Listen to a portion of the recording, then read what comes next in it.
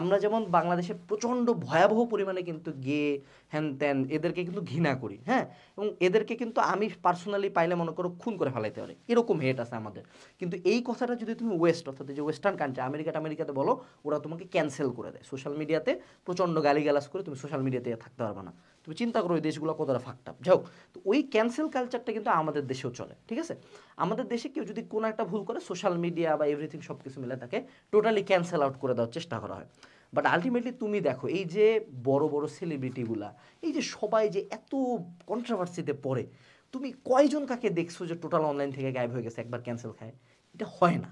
অনলাইনে যে পরিমাণে কাঁচা টাকা আছে, আর একটা মানুষ যখন অনলাইনে একটা কিছু করে ফেলে, তার হাতে আসলে আদার ক্যারিয়ার অপরচুনিটিস থাকে না। অন্য কোনো জায়গায় গেলে সে অনলাইনের 10 ভাগের 1 ভাগও টাকা কামাইতে পারবে না।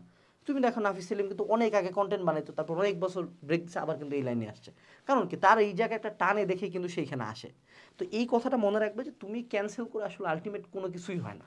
ওই প্রথম কয়েকদিন সে লোকটা মেন্টালি, ফিজিক্যালি, সোশ্যালি খুব হ্যারাসড হয়, সব ঠিক আছে, কিন্তু তার পরবর্তীতে ঘুরে উল্টে আগের জায়গাতেই আসে, কারণ আমরা ভুলে যাই। এটা খুব স্বাভাবিক। আমরা তো আসলে এ কে কোন বছর আগে কি করছে এই খেয়াল করে আমি এখনো যদি গালি দিতে থাকি, তা আমার লাইফের সিগনিফিকেন্স কোথায়? সো ক্যান্সেল কালচারটা ভালো দিকও আছে, খারাপ দিকও আছে, but that doesn't mean you need to participate on that shit. নিজের লাইফে ফোকাস দাও। তোমার এত সময় কেন অনলাইনে মানুষকে গালিগালাজ করার?